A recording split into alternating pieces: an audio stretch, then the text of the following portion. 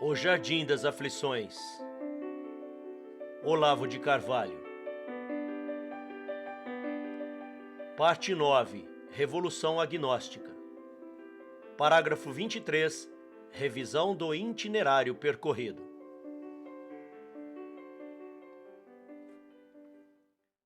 Bom dia, gente. Tudo bem com vocês? Estava com saudade de falar com vocês, viu? Hoje é dia 9 de janeiro de 2023 aí na Terra, né? É um dia pesado, eu sei. Parece que estão no mato sem cachorro, né? Mas tudo vai se resolver, viu, pessoal? Vamos ler? Então vamos lá para a leitura. Terá o leitor a esta altura perdido o fio da meada? Vamos revisar o itinerário percorrido, gente. Estávamos tratando de recompor a coerência interna do universo mental de José Américo Mota Peçanha, Ali não se encontrava, como vimos, aquele tipo de solidez que se exige dos sistemas filosóficos e que lhes permite sair incólumes, no todo ou em parte, aos ataques da crítica racional. Nem aquela que se espera das hipóteses científicas, que consiste em resistirem aos confrontos com os fatos observados. Mas um pensamento totalmente incoerente não poderia ter a persuasividade quase hipnótica de que tinha o de Mota Peçanha. Tinha, portanto, de haver ali alguma coerência que, não sendo do tipo lógico-científico, só podia ser estética ou prática. Coerência estética, gente, ali onde as verdades afirmadas se desmentem umas às outras e são desmentidas pelos fatos. Pode, no entanto, haver alguma beleza, ao menos aparente, isto é, a confirmação mútua das sensações que se coadunam, produzindo um sentimento de harmonia. Coerência prática seria entre as sentenças que se desmentem umas às outras. Pode haver, no entanto, a unidade de um interesse prático, que justamente só passa a ser atendido através da falsidade e da incoerência. A coerência estética, como verificamos, era frouxa. Não resistia a um exame mais atento que, por trás das belas palavras, nos mostrava a perspectiva de um horror sem fim. Cruz credo. Parágrafos 14 e 15. É só voltar e ler. Logo, não era estético o padrão que unificava o conjunto. Só nos restava, portanto, a hipótese do objetivo prático. O discurso de Peçanha não tinha satisfações a prestar à realidade existente, já que o que pretendia era produzir uma nova. Sua clave não era a da veracidade, mas a da eficácia persuasiva, entendeu? Ali não se tratava de provar, mas de sugestionar para impedir uma ação, porra. Qual ação?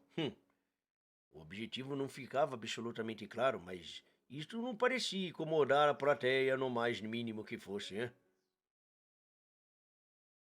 Com evidente satisfação, ela deixava-se persuadir, sem perguntar a quê. A conduzir sem perguntar aonde. Vimos em seguida, no parágrafo 15, que esse fenômeno, por esquisito que pareça, era bastante lógico, já que o objetivo final do epicurismo não podia ser declarado em voz alta, sem provocar espanto e horror, E que, portanto, a proposta epicúrea tinha esta característica peculiar, gente, a de recrutar seus mais entusiasmados adeptos precisamente entre os que menos a compreendiam, uma vez que compreendê-la seria rejeitá-la.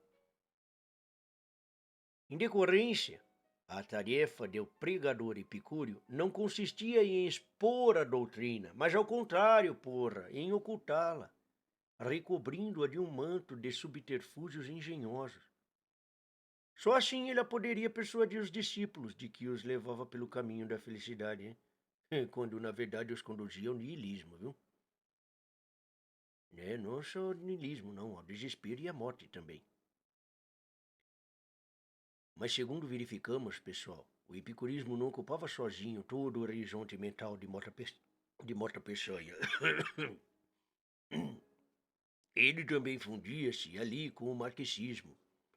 Após demonstrar nos parágrafos 16 e 17 a perfeita compatibilidade entre o marxismo e o epicurismo, enquanto filosofias da praxis, que só tocam no mundo real como num pretexto e meio para chegar ao mundo inventado, chegamos enfim à conciliação dos aparentemente inconciliáveis: evasionismo e ativismo, ocultismo e revolução, nova era e revolução cultural. Esses opostos, gente, casados e reduzidos à unidade de uma comum repulsa à inteligência teorética, constituíam o recheio dos dois lóbulos cerebrais de José Américo Mota Peçanha, porra. Passara desde muito a época em que Arthur Koestler podia dividir o bolo ideológico do mundo em duas metades opostas e inconciliáveis, personificando-se nos tipos antagônicos, o iogue e o comissário. Aquele que busca a verdade num outro mundo, e aquele que se empenha em mudar este mundo à imagem da sua própria realidade. Nota de rodapé: Arthur Koestler, The Yuge and the Commissar and the Other Essays, London, Jonathan Cape, 1945. Foram várias reedições. Continua, professor. Muito bem. No episódio do MASP, gente, erguia-se diante de nós, com toda a sua maciça improbabilidade, a criatura sintética e bifronte, iogue comissário, Epicuro Marques, a perigar-nos o ativismo da evasão e a evasão pelo ativismo. Parágrafo 18. Baixa essa porra dessa música aqui. Nessa síntese presidia o segredo do misterioso atrativo que Peçanha exercia sobre uma plateia fastigada do real e incapaz de transformá-lo.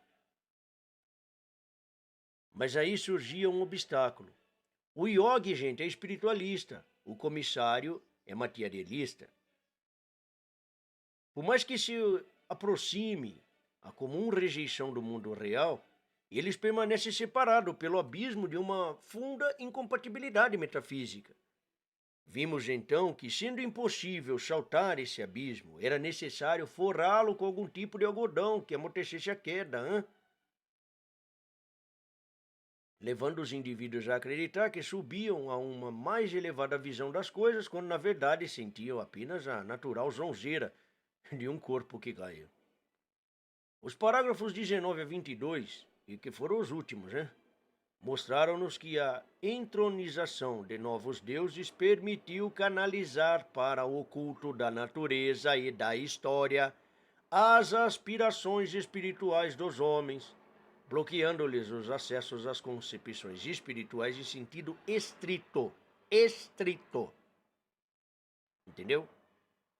Isto não resolve a contradição, mas amortece-a ao ponto de torná-la quase insensível.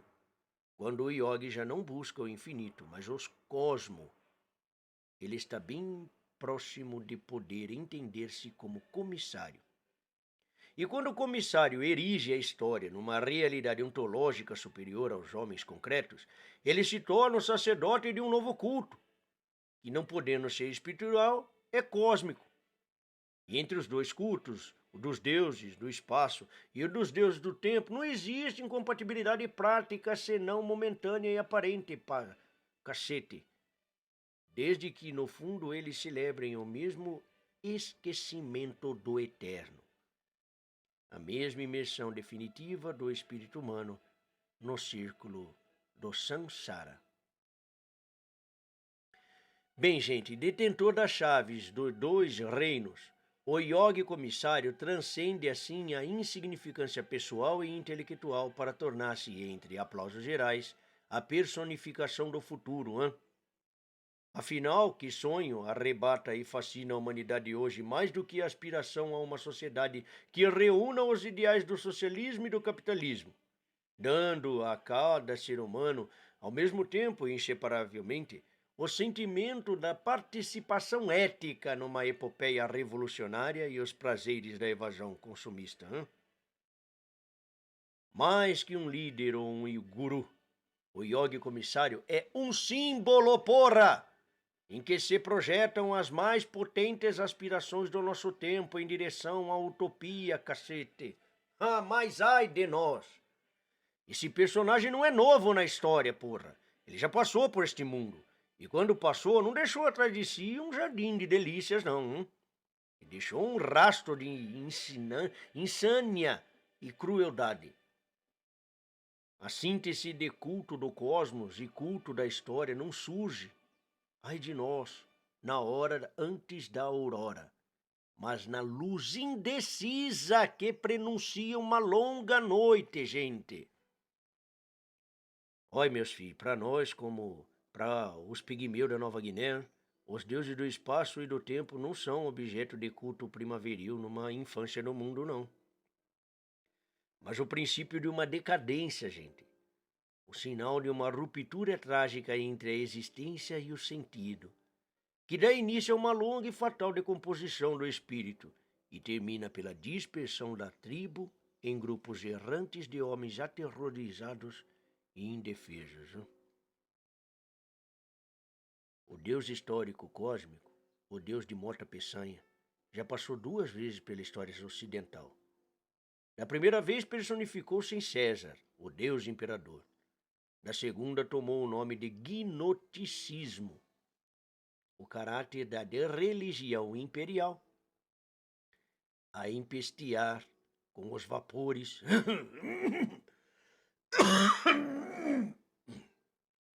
desculpa, gente. E empesteava os vapores da sua decomposição com os 6 primeiros séculos do cristianismo. Chegada, porém, à consumação do prazo histórico, a profecia de Mota Peçanha anuncia sobre o túmulo de Cristo, gente, a ressurreição de César.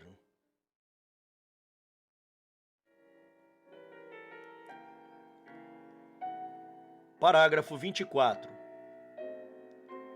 O véu do templo. Peraí, professor, que o senhor colocou aqui em francês. Deixa eu traduzir. É uma nota de... é um pensamento de início. Peraí, deixa eu colocar aqui. Não dá para ler em francês não, professor. Tradutor. Ser o texto em francês. Cadê francês? Francês. Aqui.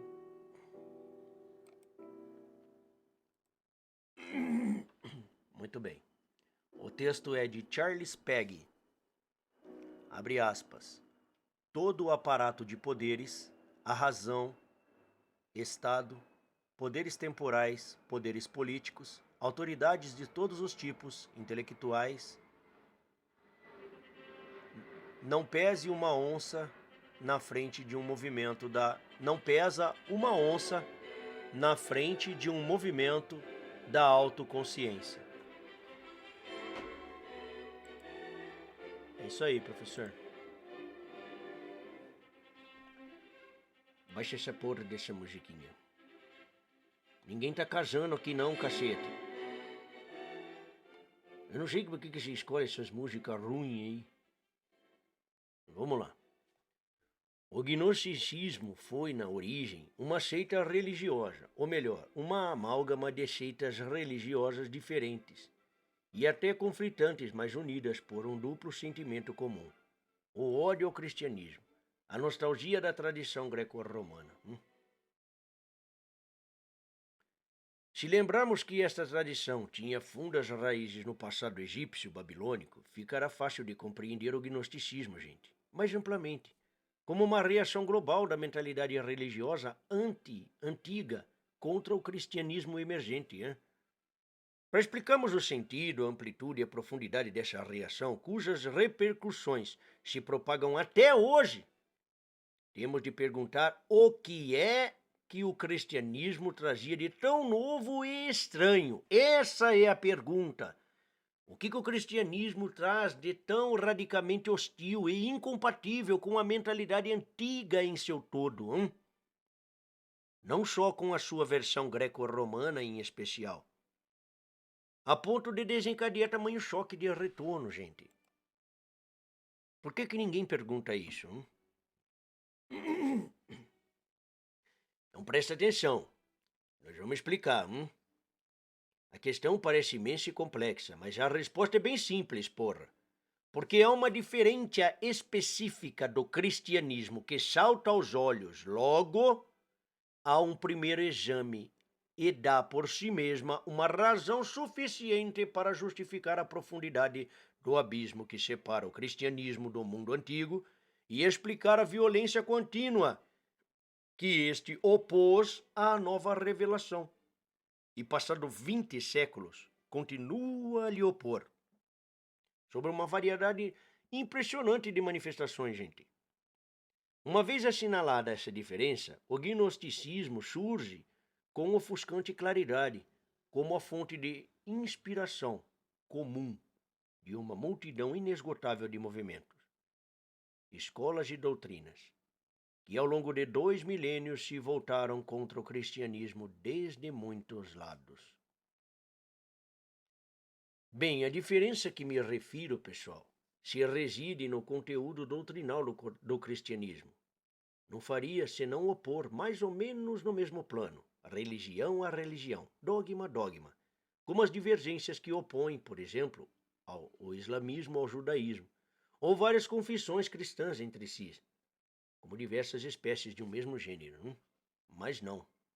O abismo entre o cristianismo e a religião antiga é mais profundo, gente. Não se trata de duas religiões diferentes, porra. Não se trata de duas espécies do mesmo gênero em conflito entre si. Trata-se de dois gêneros incomensuráveis. A diferença é tão profunda que o uso de um mesmo termo, religião, para designar fenômenos tão heterogêneos, deveria ser afastado para evitar a confusão. A diferença, portanto, é da forma dos fenômenos respectivos. Todas as religiões anteriores ao cristianismo, pessoal, têm um caráter incomum, ausente no cristianismo. Nelas, uma cosmovisão religiosa se cristaliza numa estrutura social determinada, tomada ela mesma como expressão corporificada da verdade dessa cosmovisão. Bem, falando de outro termo, a organização sociopolítica era ela mesma a verdade encarnada, não havendo qualquer possibilidade de uma verdade exterior à crença coletiva. Aí, a crença reta e a integração obediente do indivíduo na ordem social era uma só e mesma coisa. No que o pensamento individual fosse reprimido, como viria a ser mais tarde, e como é até hoje em sociedades de vários tipos, é que o pensamento individual simplesmente não existia, porra. Não havia um espaço onde a consciência do indivíduo pudesse se desenvolver para fora da crença coletiva, entendeu? A concepção de uma verdade objetiva, universal, independente de qualquer ordem social determinada e acessível à consciência individual livre, não surge na história antes da filosofia grega, porra. Sócrates é, na sucessão dos tempos, o primeiro homem que afirma explicitamente a soberania da consciência individual. Sua superioridade mesmo em relação à crença materializada na ordem social, na medida em que a sociedade só pode ter acesso a verdades esquemáticas e simbólicas, ao passo que o indivíduo alcança, pela dialética socrática, a visão direta, não simbólica da verdade universal. O indivíduo que chega à verdade tem, ao proclamá-la, gente, uma autoridade superior à da sociedade, porra! Pois fala em nome do universal, absoluto e supraquantitativo, Ao passo que a sociedade fala apenas em nome do geral, forma quantitativa e meramente simbólica do universal. Bem, se os deuses da comunidade habitavam nos templos e nas praças, o Deus de Platão não reside senão na pura intelecção metafísica do filósofo. É mesmo que dizer, gente, que os deuses gregos não eram senão corporificação de forças cósmicas, derivadas e segundas, ao passo que o Deus de Platão, o sumo bem, era o absoluto mesmo, inacessível ao culto público e só conhecido, enfim, pela intelecção filosófica. A unidade de um absoluto supracósmico aparece aí como uma verdade esotérica, em face do culto esotérico das potências cósmicas. O portador da verdade esotérica está, assim, diante da sociedade, numa posição ambígua. De um lado, é um homem como os outros, o mesmo da polis, um membro da polis, submisso ao culto e às leis.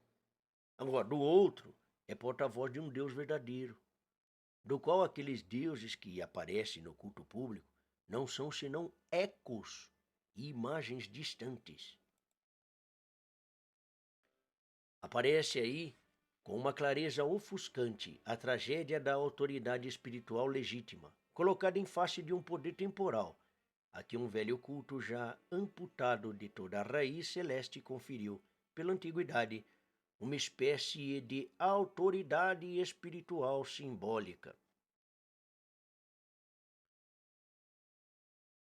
Veja bem, o sábio deve, por um lado, obediência às leis e costumes, caso não deseje ser excluído da comunidade humana. Deve-a, por outro lado, pessoal, ao Deus verdadeiro, do qual a comunidade só conhece analogias e símbolos distantes, cristalizadas em ritos e mandamentos cujo sentido se perdeu.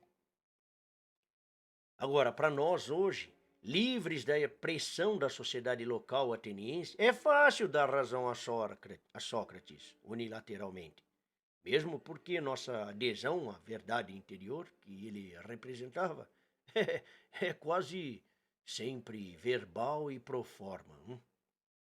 Mas o próprio Sócrates deu alguma razão aos seus carrascos, reconhecendo implicitamente que a verdade interior devia permanecer interior. E o culto exterior, por mais deteriorado e vazio de qualquer conteúdo espiritual, conservava seus direitos, enquanto não chegasse o momento de rasgar o véu dos símbolos para exibir urbi et orbi, o supremo segredo. Sócrates, portador de uma mensagem espiritual, não viera ao mundo, afinal, para fundar uma nova religião, mas apenas para dar, enquanto indivíduo humano, testemunho de uma verdade universal transcendente a todo o culto local. Na sua mensagem, gente, destaca-se 3 aspectos essenciais. O primeiro é a universal, válida para todos os seres racionais, e não somente para uma comunidade em particular. O segundo é a apodítica, funda-se na evidência e não em mera opinião. E a terceira, seu representante é a porta-voz. É o indivíduo como tal, a consciência reflexiva, filosófica, do homem independente, e não da autoridade socialmente constituída, ou a comunidade historicamente existente. Ora, porra, aquilo que Sócrates propõe a um grupo restrito de filósofos, sem a menor pretensão de transformar o seu ensinamento num novo culto público, é precisamente o que o cristianismo oferecerá a todos os homens, cacete. O acesso direto ao conhecimento do verbo divino, porra. Sem a intermediação da polis ou do Estado, Gente, o cristianismo, em primeiro lugar, não se dirige aos homens enquanto membros de uma comunidade, mas enquanto indivíduos conscientes e senhores da sua liberdade, porra. Mas em segundo lugar, não lhes propõe um sistema de ritos e símbolos, mas uma experiência direta do verbo divino, uma certeza superior a toda prova dialética. E em terceiro lugar, oferece-se como verdade universal, válida para todos os homens e não só para poucos situados num momento e num lugar da história. Não? A única diferença é que Sócrates se resignava a que esta verdade interior permanecesse secreta, ao passo que o cristianismo a revela publicamente, convocando todos os homens a buscarem o acesso direto ao Verbo, sem intermediação da autoridade civil, num aberto desafio a todos os cultos estatais. Meus filhinhos, presta bem atenção. O cristianismo, em resumo, desacraliza radicalmente o Estado, no mesmo instante em que consagra como portadora do Verbo divino a alma do indivíduo humano, capite?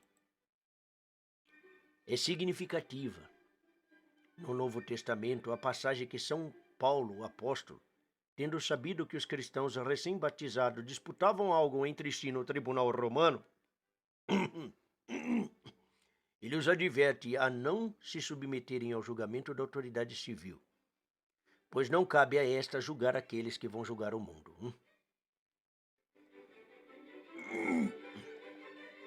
Nota de rodapé. O texto está em Romanos 13, versículos de 1 a 7. Tendo exortado os fiéis a obedecer às autoridades mundanas, o apóstolo, não obstante, adverte: atreve-se algum de vós, tendo litígio contra o outro, ir a juízo perante os injustos e não perante os santos? 1 Coríntios 6, 1. O sentido é claro: dar a César o que é de César, mas sem submeter-lhe o julgamento de questões de consciência. Com isto, São Paulo deixava já refutada de antemão a falácia hegeliana de que o Estado é a realidade da liberdade concreta, mostrando que o Estado só pode ser o lugar da liberdade abstrata, formal, o que, curiosamente, viria a ser percebido também com muita clareza por Karl Marx. Chega a ser espantoso que Hegel, tendo percebido nitidamente a contradição da igreja medieval, há um tempo defensora da liberdade de consciência e obstáculo ao seu exercício efetivo, Filosofia da História, volume 2, tomo 1, não se desse conta de que a mesma contradição se agravaria ainda mais no Estado moderno. Fim da nota de rodapé.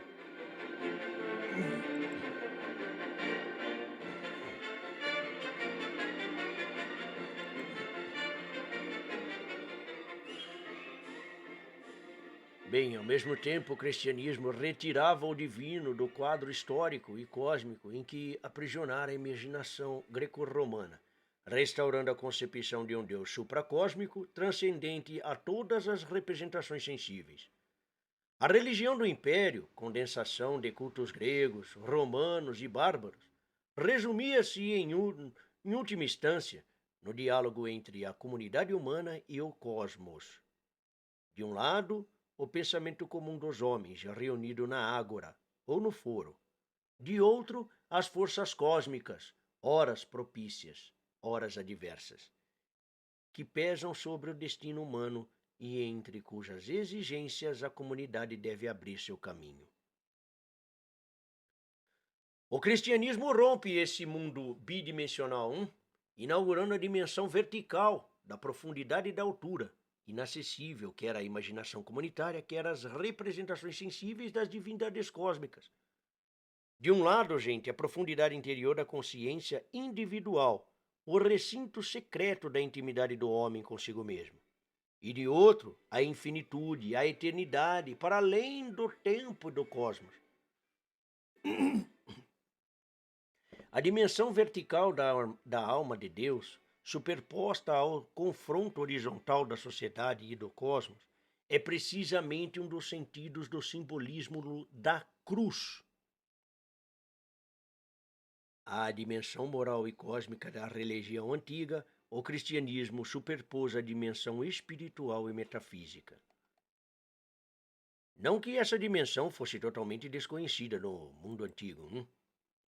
Encontramos sinais dela na mitologia grega, provavelmente herdeira de tradições orientais, onde a consciência metafísica se conserva intacta, mas omitida pelo culto público, acabara por se refugiar na consciência filosófica e nos cultos de mistérios, tornara-se esotérica.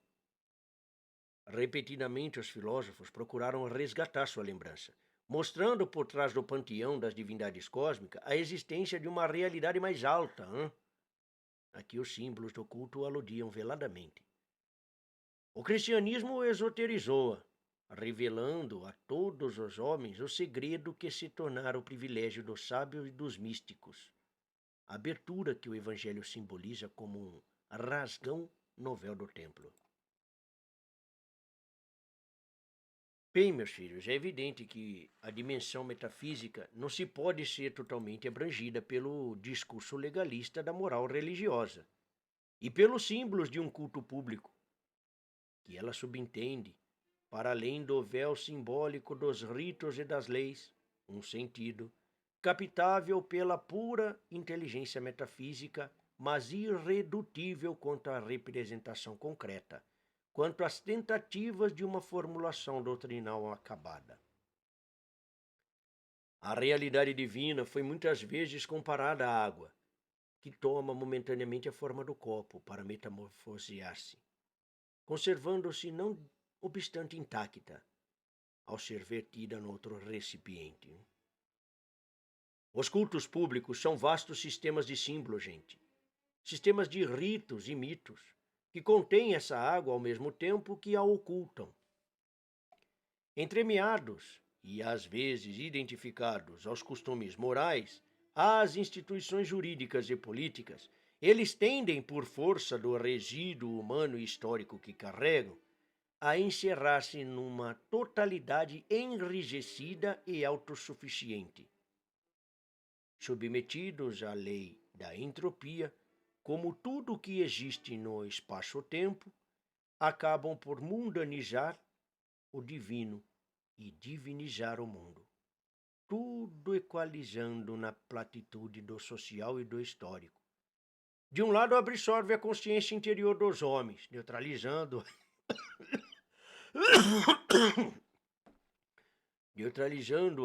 na fala coletiva. De outro, tapam a via de acesso ao divino, povoando o céu de figuras de heróis e deuses projetados na terra. Ampliações divinizadas do estado e da natureza física, gente. O recipiente fecha-se, impedindo que os homens bebam.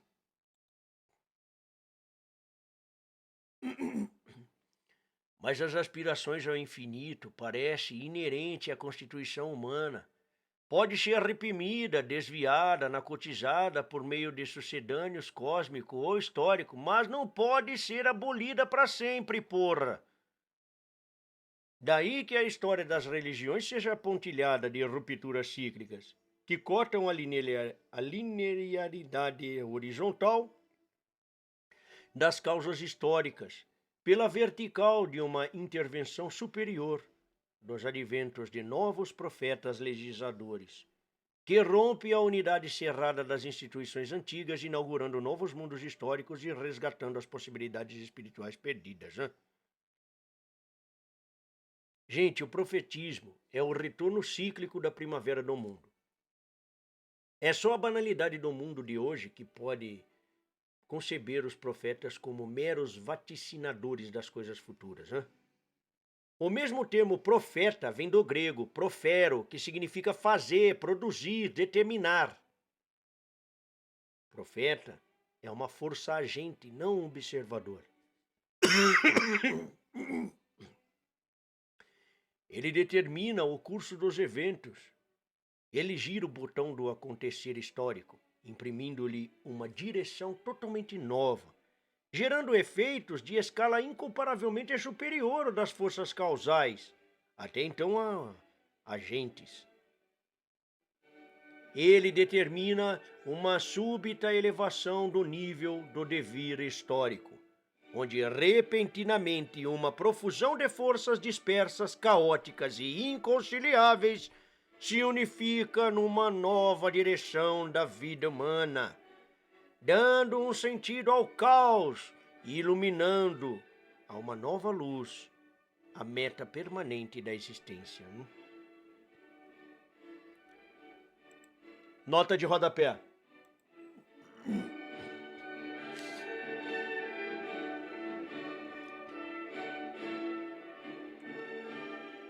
Meu livro, O Profeta da Paz, estudo sobre a interpretação simbólica da vida do profeta Maomé, ainda inédito 9 anos após ter recebido um prêmio do governo da Arábia Saudita, é um estudo sobre a significação da profecia na história, ilustrado pelo caso do único profeta de cujos atos e palavras restou para o historiador moderno uma documentação abundante. Foi esse estudo que me persuadiu, de uma vez para sempre, de que o fenômeno da profecia é o gonzo sobre o qual gira o portal da compreensão histórica, e de que uma história reduzida à dimensão natural e civil, como é o quase tudo o que hoje recebe nome de ciência de Heródoto, é apenas uma crônica provinciana, sem qualquer poder de elucidar os fatores decisivos. Os retornos cíclicos, as ascensões e quedas dos impérios e das doutrinas. Que filosofias inteiras da história possam ter se assentado sobre bases tão estreitas, mostra apenas que a intelectualidade moderna é um novo sacerdócio de tipo greco-romano, firmemente empenhado em não deixar os homens enxergarem nada para lá do círculo mundano. A total mundanização e terrestrialidade do pensamento, SIC, advogada por Antônio Gramsci, é apenas a finalização de um processo de estreitamento do horizonte intelectual humano, que vem de alguns séculos. Seu ideal é reduzir a consciência do historiador à condição do sapo da fábula, habitante de um poço, que, indagado sobre o que era céu, respondeu: é um buraquinho no teto da minha casa. Fim da nota de rodapé.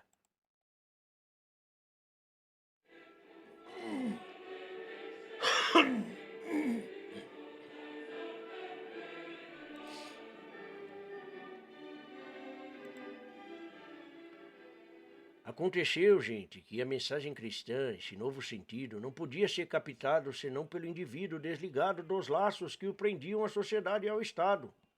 Pelo indivíduo que, assumindo sua liberdade, assumisse ao mesmo tempo a responsabilidade de ser, fora de qualquer tutela ou garantia externa, portador do Logos, o detentor consciente do critério da verdade, o interlocutor solitário do Deus que sonda os rins e os corações, diante do qual o homem está nu e verídico, tal como no dia em que nasceu. Ao propor ao homem um esforço que não se volta nem à satisfação de apetites individuais, nem ao melhoramento da sociedade, o cristianismo abre entre a individualidade física e a identidade social humana um intervalo, o espaço da liberdade interior, a ser preenchido pelo desenvolvimento da autoconsciência. Este desenvolvimento, pessoal, é impossível enquanto todo o horizonte da atenção for ocupado, de um lado pelos impulsos naturais egoístas e de outro pelo idealismo social. Precisamente as duas colunas a que se pretende reduzir o templo da moral moderna.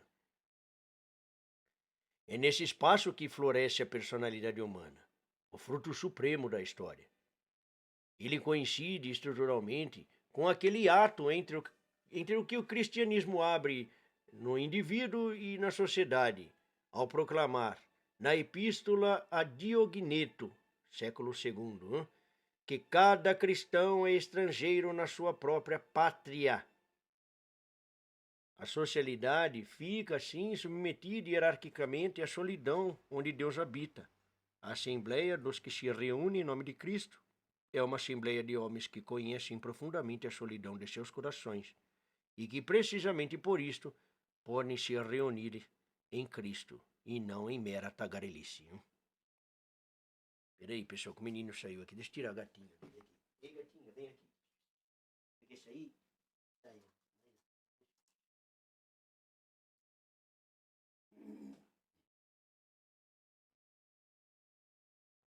Já puxa a gatinha dele lá pra fora.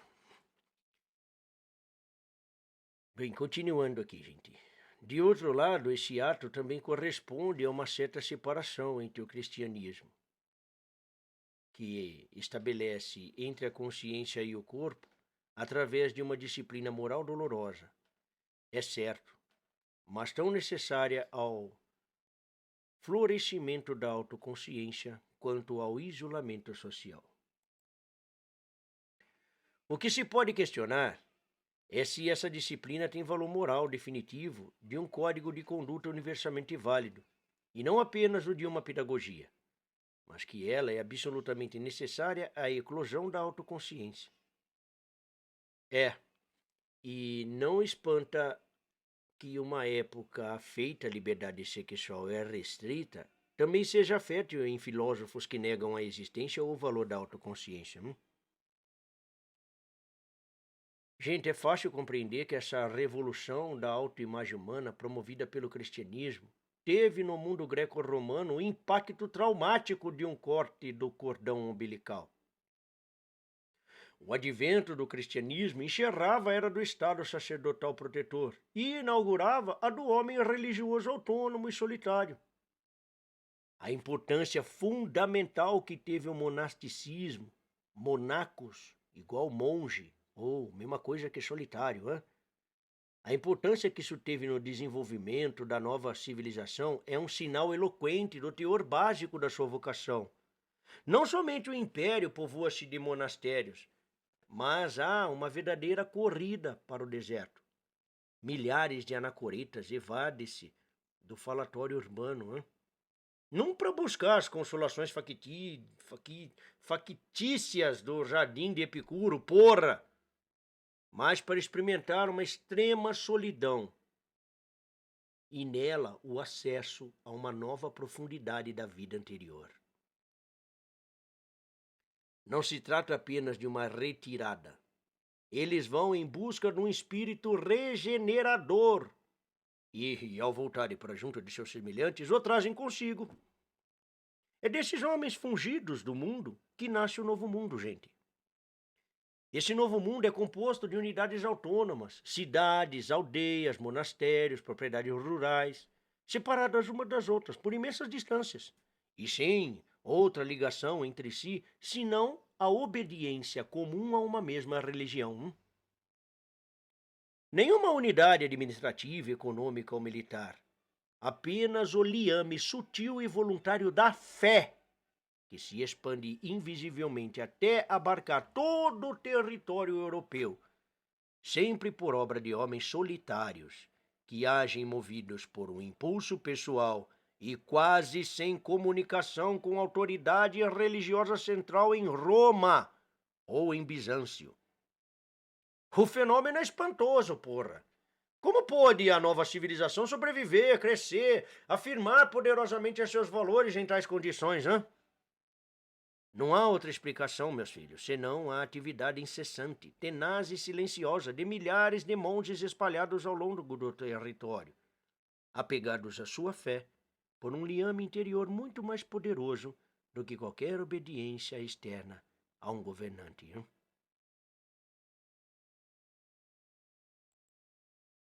Nota de rodapé. É absolutamente indispensável a quem queira compreender este período da história ler os clássicos de Christopher Dawson, Religion and the Rise of Western Culture, New York, Imagine Books, 1957, várias reedições, e The Making of Europe, An Introduction to the History of European Unity, New York, Meridian Books, 1956. Fim da nota. A noção mesma da autoridade e hierarquia era ali submetida a uma estranha mutação. Se trata de um reino no enquadrado... Eita porra, peraí. Menino. Oi, professor. Faz uma vozinha. Faz a vozinha em espanhol aí. Mas eu não sei falar espanhol. Isso não tem importância. Faz uma vozinha aí e lê o que tá escrito aí.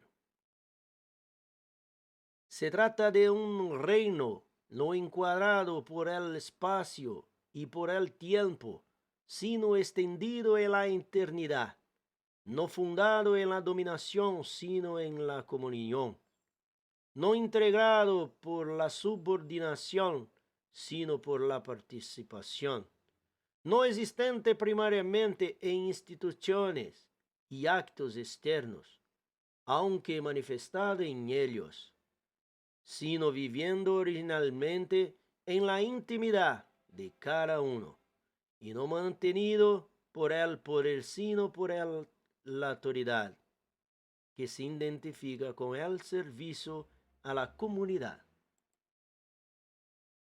M. García Pelayo, cite em Antônio Trujillo y Sierra, História de la Filosofía del Derecho y del Estado, volume 1, de los orígenes a la Baja Idade Média. Quarta edição, Madrid, Revista de Ocidente, 1970, página 251. Pronto, lido e feita a nota de rodapé, professor. Ixi, agora traduz pro povo aí o que você leu. Professor, mas não era mais fácil já ter traduzido direto? Faz o que eu falei, porra. Agora você traduz, você tá aí pra trabalhar, não tá aí pra ficar fazendo perguntinha.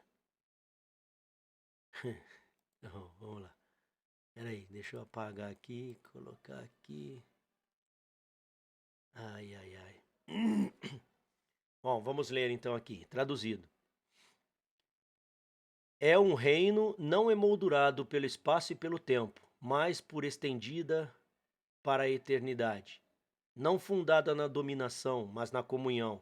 Não composto de subordinação, mas de participação. Inexistente principalmente em instituições e atos externos, embora manifestados neles, mas originalmente vivendo na intimidade de cada um, e não mantido por poder, mas por autoridade, que se identifica com o serviço da comunidade. Pronto, professor, traduzido, tá bom? Já tá bom, agora pega a porra da sua gatinha lá que tá entrando de novo. Ô, professor, mas o senhor tá mandando, hein? Entra, Mace. Entra, Mace. Vai que eu preciso lá acompanhar você. Vai. Pronto. Bom, então vamos agora. Fica aqui pertinho aqui, não é pra ficar saindo não. Eu preciso de você, que nem aquela hora que ela veio aqui e você não tava. Tá bom, tô aqui, poxa. Pode continuar. Bem, vamos lá então. O novo mundo deve ser parecido, misterioso. Pode ter parecido misterioso, caótico e hostil às classes e às pessoas acostumadas à ordem imperial. Pode fazer uma imagem, supondo como se sentira um senador norte-americano que, repentinamente arrebatado à segurança do Estado, fosse jogado no interior da Amazônia, por exemplo, entre índios e frades. De que valeria alto discurso sobre os direitos, os apelos aos tribunais, as confianças no poder onipresente da autoridade civil? Ali, só lhe restaria ser homem e confiar em Deus, porra. A confiança em Deus bastava para o anacoreta na noite do deserto, entre ventos, demônios e feras. Mas o que é um patrício romano sem o império que lhe dá sua identidade? Seu lugar e honra, não só no exército e no senado, mas na caça sacerdotal, seu senso de orientação e de dignidade familiar. É um leão sem garra, gente, entregue à sanha das hienas, entendeu? Um novo mundo espiritual, gente, emerge num panorama exterior de sinistra desolação. Somente o homem da fé pode enxergar ali a semente de um futuro glorioso. A quem o vê de fora, desde o ponto de vista do mundo antigo, ele nada promete senão trevas crescentes, a dissolução dos valores sacros do império entre as mãos das hordas de invasores bárbaros. Compreende-se mais particularmente a reação horrorizada dos letrados e da casta sacerdotal. O tipo de vida interior que os monges traziam era tão diferente de tudo quanto o mundo antigo conhecia como filosofia, por um lado, e como religião, por outro, que o cristianismo não tinha senão como parecer a essa gente a negação mesma da cultura, das letras e mesmo da virtude em geral.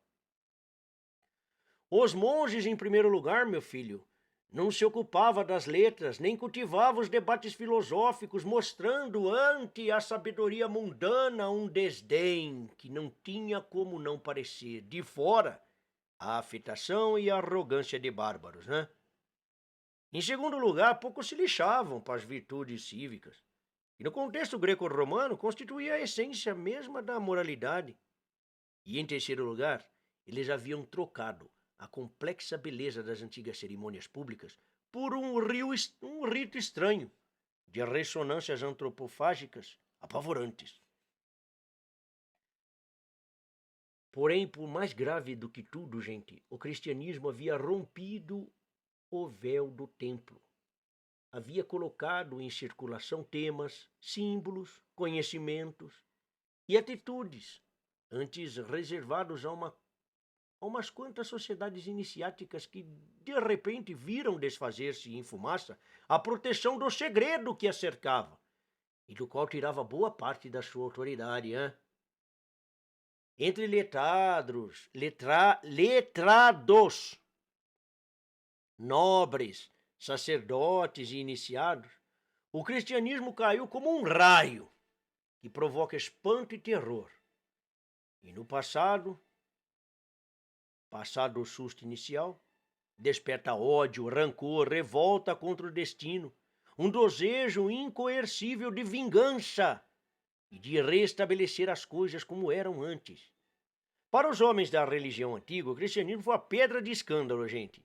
A ruptura súbita, por parte dos céus, de um contrato que os homens acreditavam ter selado para sempre com os deuses, né?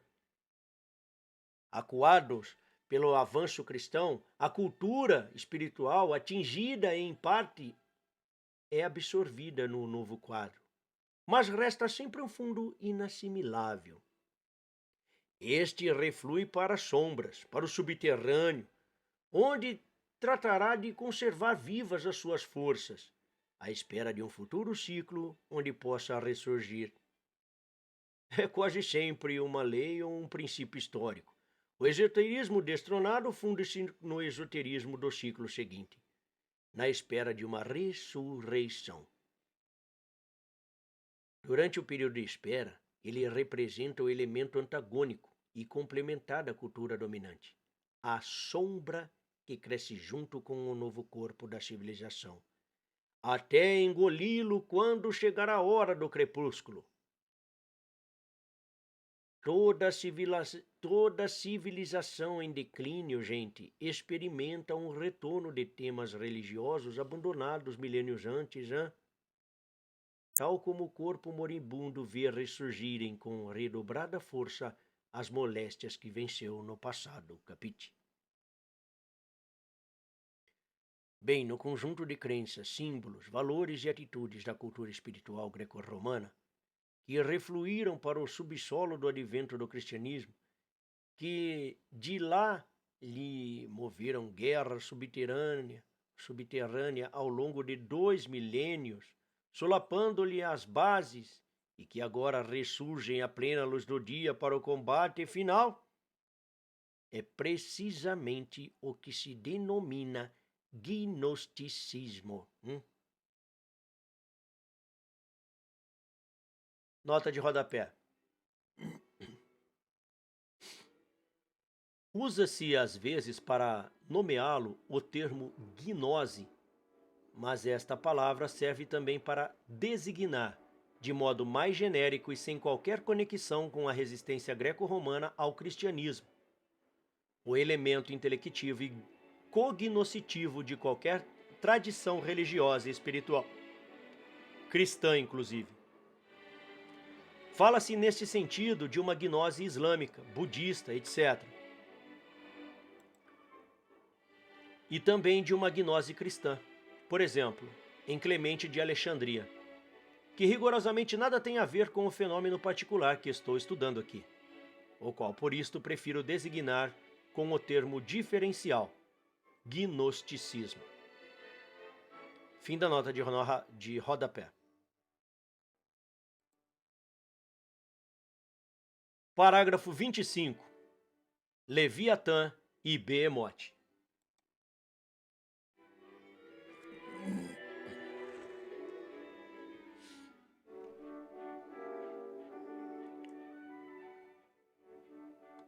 Não cabe entrar aqui, gente, numa descrição aprofundada do fenômeno gnóstico, de cuja amplitude e variedade quase alucinantes somente estudos volumosos podem de longe dar conta.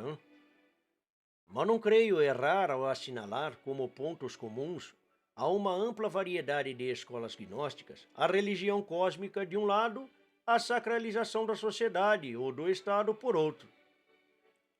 Para me fazer entender, pessoal, devo recorrer a um diagrama, onde a vertical simboliza a eternidade e a horizontal a temporalidade, como aliás em todo o simbolismo universal da cruz.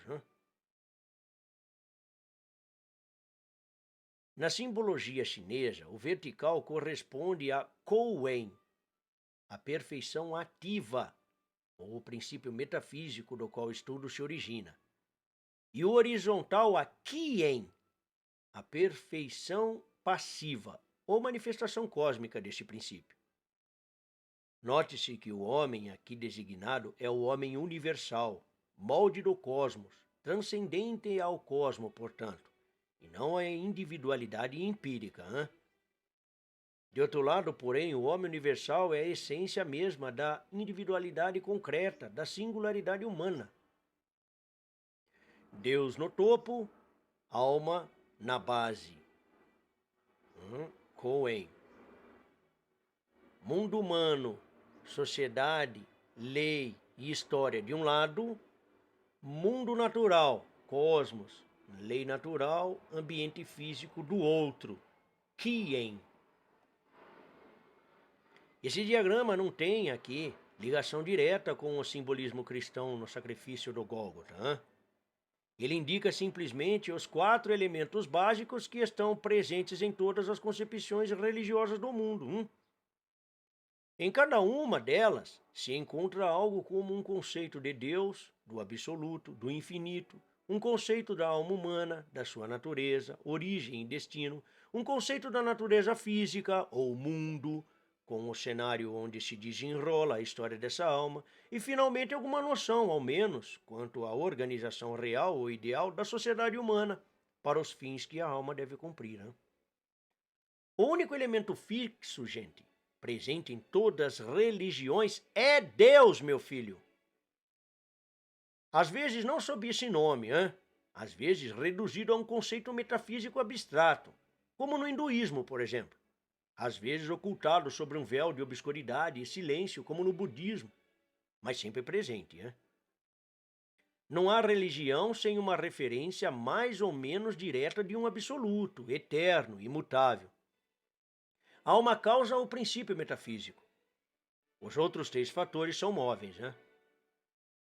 As religiões podem ser diferenciadas e classificadas muito facilmente e sem qualquer inexatidão, conforme a ênfase maior ou menor que dão a um ou outro desses 3 elementos, na sua relação com o absoluto e conforme o jogo de compensações dialéticas que estabelece entre eles.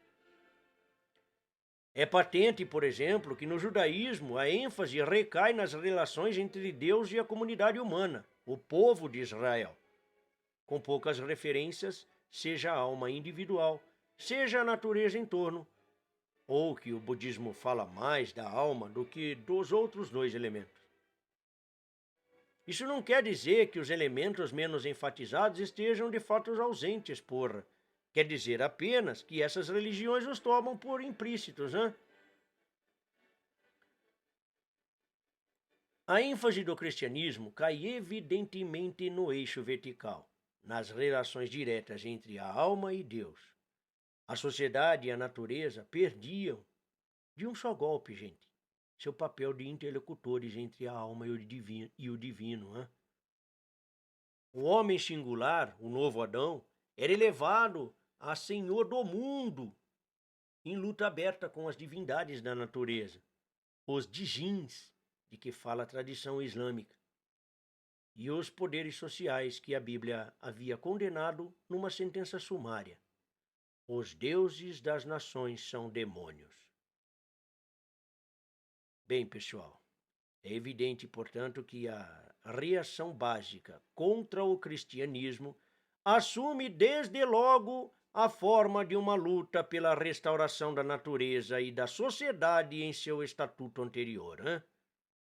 Que uma luta, portanto, contra o indivíduo humano, porra, contra a alma, contra a consciência autônoma. Hein? Nota de rodapé.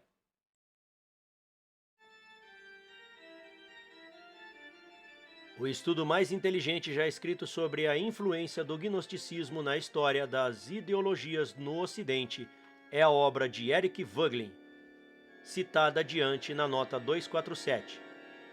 A tese defendida neste parágrafo é amplamente inspirada em Voegelin, do qual, no entanto, me separam algumas diferenças menores, e que se manifestarão nos próximos parágrafos. Fim da nota de rodapé.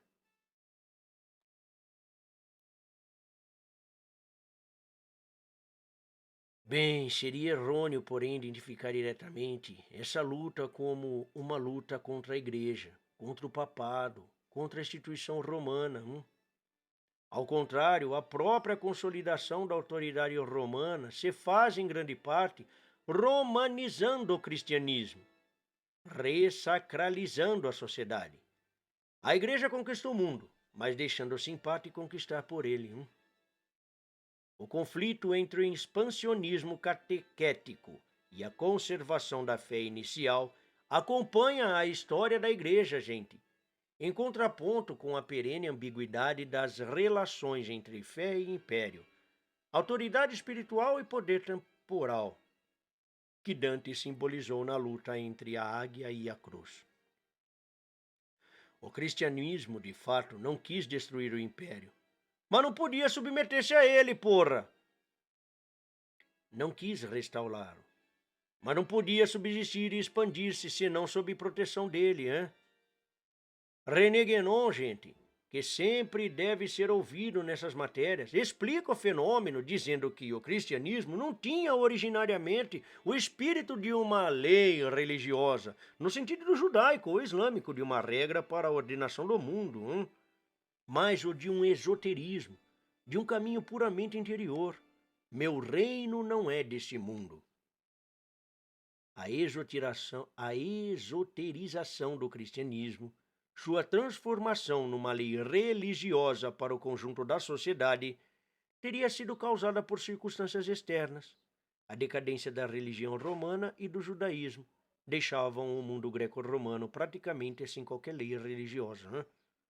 E o cristianismo, mesmo a contragosto, mesmo ao preço de trair em sua parte sua vocação interiorizante, teve de preencher providencialmente uma lacuna que ameaçava largar-se num abismo e engorfar a civilização.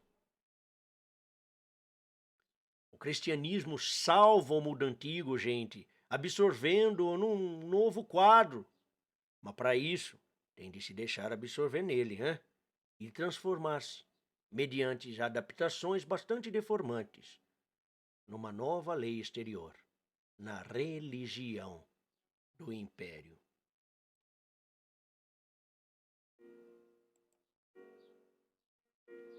René Guénon, Aperçu sur l'ésotérisme chrétien, Paris, Editions traditionnelles, Traditionales, segunda edição, 1977, páginas 8 a 26.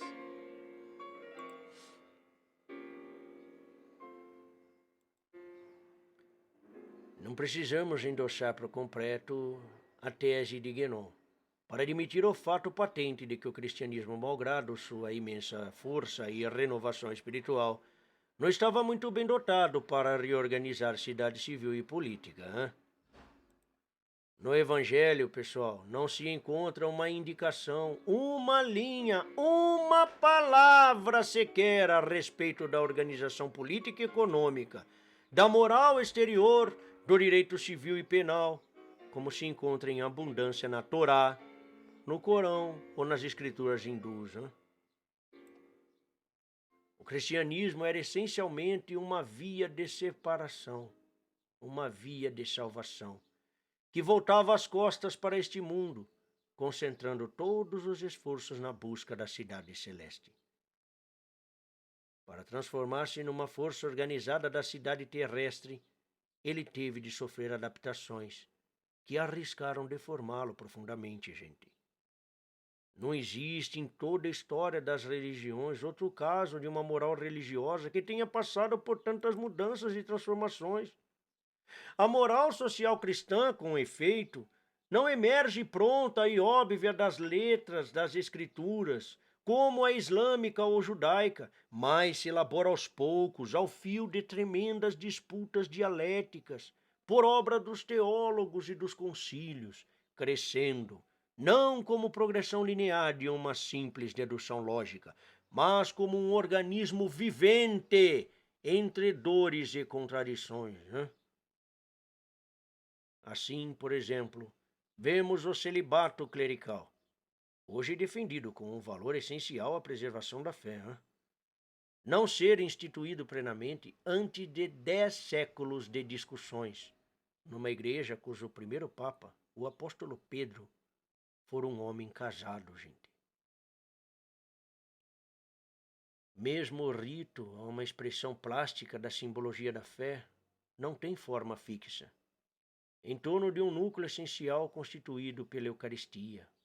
A missa adquire, ao longo dos séculos, uma pluralidade de forma, ora com o sacerdote de costas para o público, ora de frente, ora os fiéis tomando vinho e comendo pão, ora só comendo pão e deixando o vinho para o sacerdote, ora sentados em bancos, ora espalhados de pé pela nave da igreja, ora voltados uniformemente para o oriente, ora para qualquer direção ao acaso, ora rezando em latim ou grego, ora nas línguas locais, ora na música, ora sem música, ora confessando-se sumariamente em grupo, ora detalhadamente cada qual a sós com o padre, e assim por diante, porra, numa variedade sem fim, cacete, conforme os tempos e os modos da história humana. A singularidade desse fenômeno, gente, salta aos olhos quando comparamos a infinidade das formas da missa com a fixidez uniforme das cerimônias judaicas cristalizadas, de uma vez para sempre, na forma estabelecida pelo Antigo Testamento.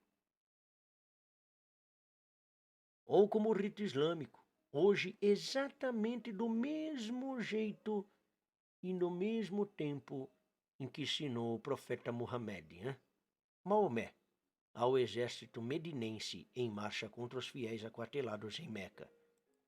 Isto para não falar na imobilidade multimilenar do complexo sistema ritual hindu. Tudo isso, pessoal, mostra a profunda inadaptação do cristianismo à missão reguladora e civilizadora de que foi incumbido pelo desenrolar dos fatos. Entre a inadaptação congênita e a força da obrigação externa, o resultado foi duplo. De um lado, um esforço milenar e repentinamente fracassado para erguer o Império Cristão, unificando o Ocidente. Com efeito, no Ocidente só existiu o Império Cristão, no sentido mundial, durante o reinado de Carlos Magno. No restante da história europeia, o império é apenas uma ideia unificadora, pairando no abstrato sobre um caos de principados e ducados, perpetuamente em guerra uns com os outros, eco?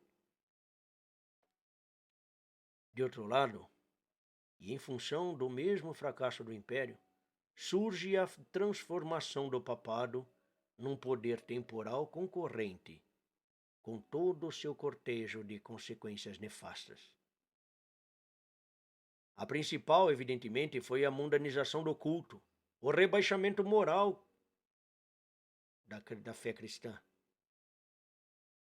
Há um receituário de exterioridades tão opressivo e falso quanto o moralismo estatal romano.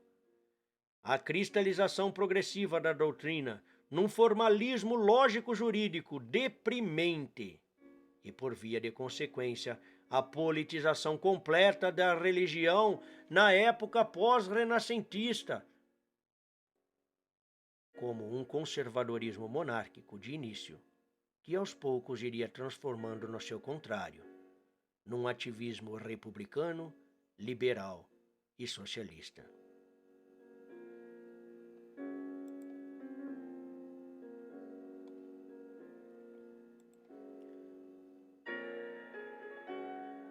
Mas não foi só dentro da igreja que o espírito do mundo romano permaneceu atuante, né? Em volta dela e contra ela, pulularam desde os primeiros séculos as seitas gnósticas, pessoal. Nelas conservava-se o espírito da religião cósmica, outro componente do culto estatal greco-romano. É como se o espírito pagão se houvesse bipartido. Seu gênio político, histórico e jurídico infiltrou-se na alta hierarquia da igreja, enquanto sua religião cósmica, seus deuses naturais, se refugiavam no gnosticismo. Eis aí, desde o início da história cristã, perfilados os dois inimigos que se opõem a Deus e a alma: o mundo e a carne. De um lado, o espírito da sociedade política, de outro, o culto das forças materiais do cosmos.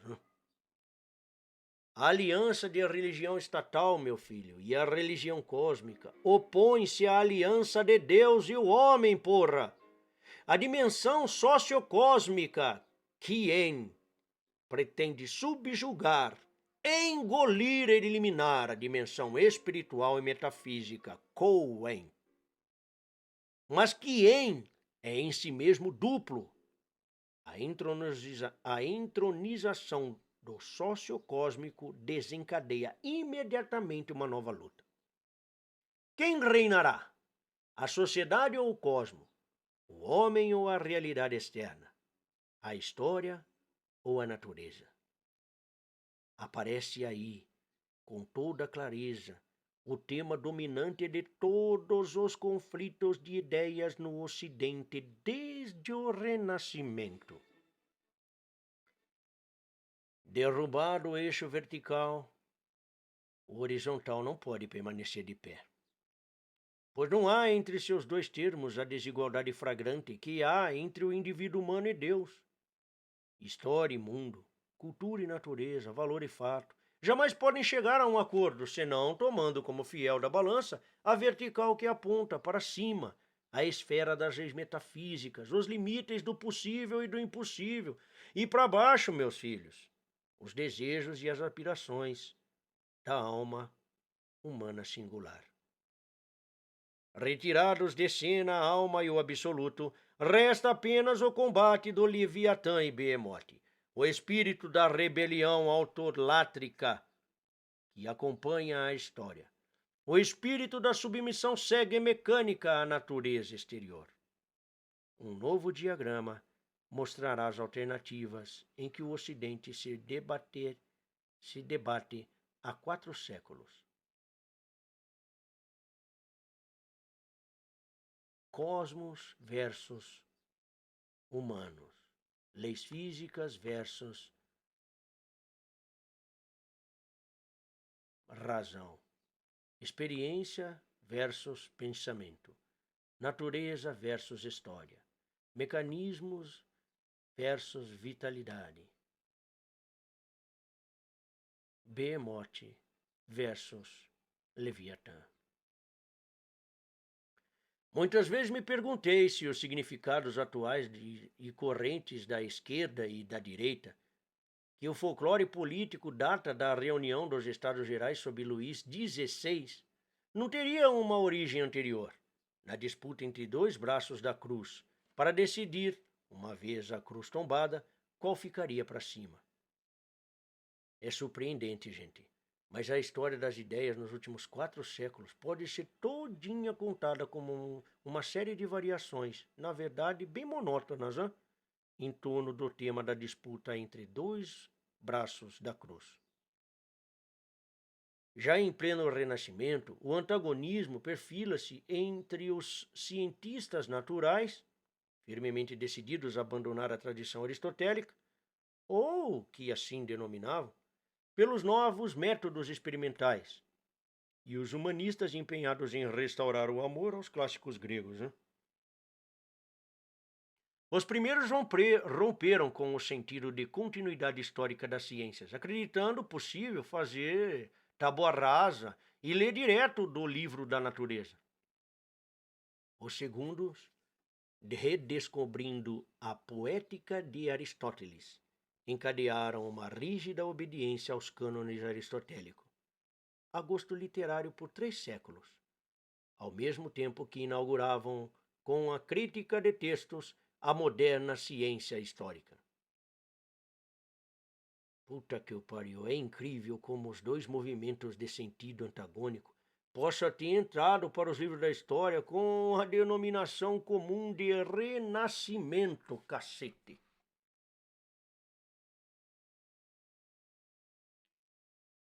Última nota de rodapé. Sobre este paradoxo, na história da influência aristotélica, há este antagonismo no seio do Renascimento. Ver Aristóteles em nova perspectiva.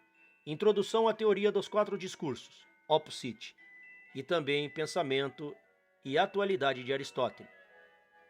Transcrição por Heloísa Madeira, João Augusto Madeira e Cátia Torres. 12 fascículos, 5 já em circulação. Rio de Janeiro, IAL, 1954. Fim das notas.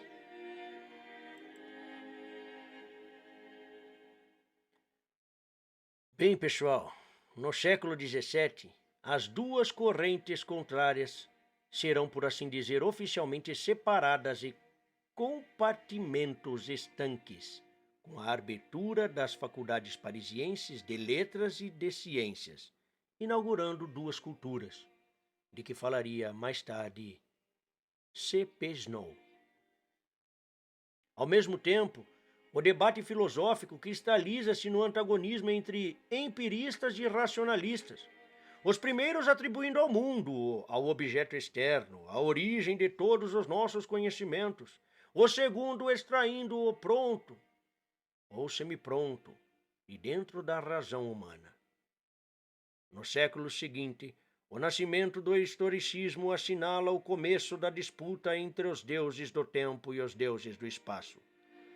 O antagonismo só será formulado expressamente no fim do século XIX, com Hildebrand e Rickert, mas em Vico já se observa a disputa de prioridade. Em oposição à ciência físico-matemática, a história é promovida a modelo supremo do conhecimento. Finalmente, meus filhos, no século XX, o conflito entre capitalismo e comunismo evolui para a forma final da disputa entre a nova era e a revolução cultural. E no auge dessa disputa é que entra em cena o Yogi Comissário.